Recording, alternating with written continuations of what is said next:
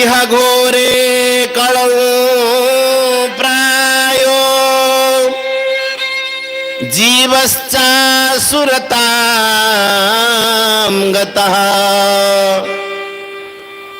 क्लेशाक्रान्तस्य तस्यैव शोधने किं परायणम्।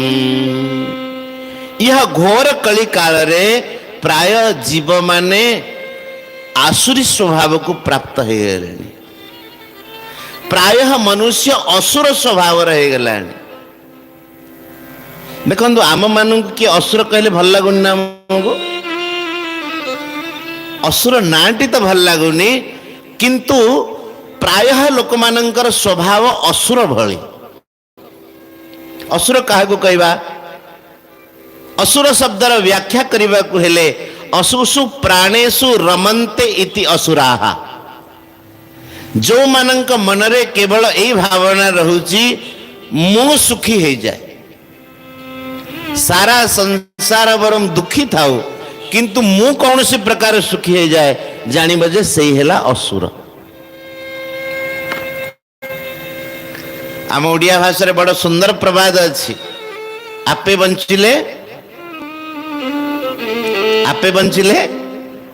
बापर ना। तार अर्थ निजे पेटटी भल थिले सबु भल। ये होची असुर स्वभाव। आम मानक भितरे भावना हवा कथा समस्ते आनंद रे रहंतु, समस्तंकु सुख मिलु, समस्ते भगवान भक्ति करंतु। ये हेला दैवी स्वभाव जीवंकर लक्षण। कहले कि हे भगवान असुर स्वभाव लोक माने हेतिबारु सेमानंक जीवन रे सर्वदा दुख ही दुख रहुछि। आपण मान देखिबे घरे निज परिवार भीतर जी चाहूथबो मु केवल सुखी रहे बाकी पिला छुआ मरंतु कि तरंतु मोर चिंता नहीं। जी केवल निजे सुखी होगा को चाहूथबो अधिक दुख सही रहिबो दुखी नहीं। स्त्री भल पाइबनी, पिला माने भल पाइबेनी, साई पड़िशा कहीं भल पाइबेनी। आउ जी समस्त सुख पाई भावुथबो ताकू समस्त भल पाइबे। थरकर कथा जने पंडित काशी अध्ययन करी विद्या अध्ययन करी फेरिले। किए जने तांकू पचारिला कहला कि महाराज आपण तो एडे बड़ पंडित होइचिंती पढ़ी के आसीचिंती कहंतु ए जीव मरला पर कुआडे जाउछि।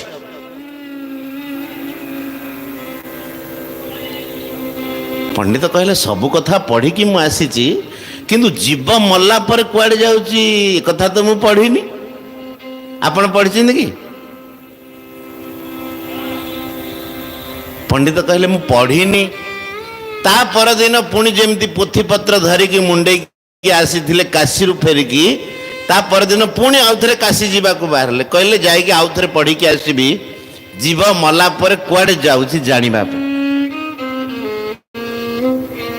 पंडितन को जाउथिबार देखी रास्ता रे गोटे बेश्यार घर थिला। बेश्या कहला पंडित महाशय काली आपण काशी रु पढ़ी की फेरी थिले आज पुणी पुथी पत्र धरी कुआडे जाउछंदी? पंडित कहले कि कौन कहबी माँ, जने मते पचारि देला मरला पर जीव कुआडे जाउछि मते तो किसी ज्ञान नहीं। भाबिली आउ थरे पढ़ी की आसीबी काशी रु बोली। बेश्या कहला कि आज्ञा एइथि पे आपण काशी काहे जिबे मु पढ़े देबी आपण। पंडित कहले अच्छा बेश्या को भी ज्ञान अच्छी सी मत पढ़े दब। हाँ माँ पढ़ा। से समय रे जने लोक मरी जाइतिला टोकई रे धरिकी लोक माने राम नाम सत्य है राम नाम सत्य कहिकी ताकू श्मशान को लेकी जाउथिले। बेश्या पाखे गोटे कुनी झीटी थिला। बेश्या डाकिला झीटी की कहला माँ आसिलु तू जाइकी देखिकी आसे आसिकी पंडित को कह कि एई जीवटी मला पर कुआडे गला। झीटी गला 10-15 मिनट पर फेरिकी आसिला। आउ पंडित महाशय को कहला कि महाशय एई जीव मरिकी स्वर्ग लोक को गला। पंडित भारी आश्चर्य, मु जो ज्ञान मोर नाही ए कुनी झीटीर से ज्ञान अच्छी।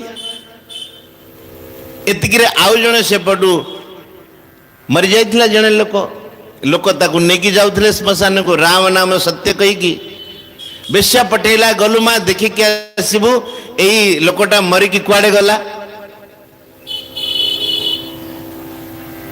झीटी गला 15 मिनट पर आसिक कहला ये जाइछि नरक को। पंडित कहले कि विद्या, ये तो विचित्र विद्या। बेश्या झील को कहला कि माँ तू बतैलु केमिति तू जानिलु किए नरक को गला और किए स्वर्ग को गला। झीटी कहूची कुनी झीटी से लोकटी जो गाँव थिला जो साही थिला मु तांको साही रे जाइकी पहुंचली। जा घर लोकटी मरी जाइथिला तांको घरर आख पाखरे मु जाइकी पहुंचली। केतक लोक कांदु थिले आउ कांदी कहूतिले हाय हाय केते भलो लोकटिए थिला। साधु संतन को डाकी की भागवत कथा कीर्तन कराए, दुखी रकींकर खूब सेवा करे, किए जदि रोगग्रस्त हो जाती तार भी सेवा करे। आम साईर नुह, आम गाँव नुह, आम उत्कल प्रांतर गोटी सूर्य थिला। ये चलीगला समस्त अंधकार रे बुड़ी गले। जिते बड़े मु लोक मानंग ठारू एई कथा सुनिली मु आसिक कहीदेली कि ये मरिकी स्वर्ग गला। अन्य लोकटी घर को मत पचारि पचारि गली, समस्ते कहते मल्ला गोटे कंटक गला।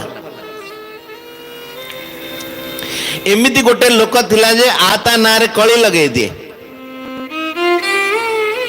मिछुटारे कोर्ट कचेरी की नहीं जाए, कौन सी सेवारे गोटे पैसा खर्च करिवार नहीं, कुबेर भलिया धन। ता झियो पुओ भी कहीं पचारू नथिले तार एई गुण पाई। सदा बेले निज पेट केमिति पुरिबो एइथि भाबुथला। सतरे वास्तव में गोटे असुर थिला। एई कथा जेतेले समस्ते चर्चा करथिले मु आसिक कहीदेली कि ये मला पर नरक को गला। पंडित कहले कि अरे मते तो एई ज्ञान भी अच्छी। आम शास्त्र रे कहा जाइछि बांटी खाइब स्वर्ग को जीव। समस्तंकर जे सेवा करे सी असुर नुह, सी होची मनुष्य। आउ जे निजे केवल सुखी हबा पई चाहे सी होची असुर।